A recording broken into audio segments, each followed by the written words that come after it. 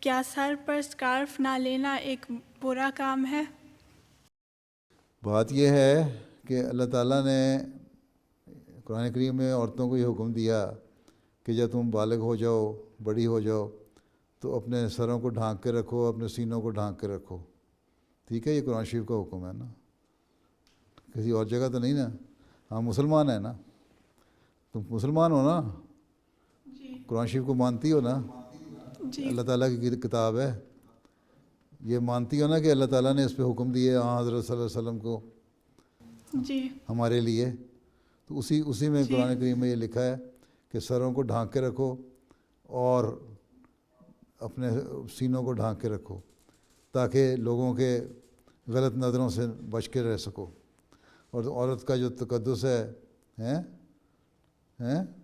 وہ قائم رہ سکے. ٹھیک ہے، جی جزاک اللہ. تو اس لیے سروں کو جب بالغ ہو جائے لڑکی، 13-14 سال کی ہو، جوان ہو جائے، تو پھر سروں کو ڈھانکنا بھی اور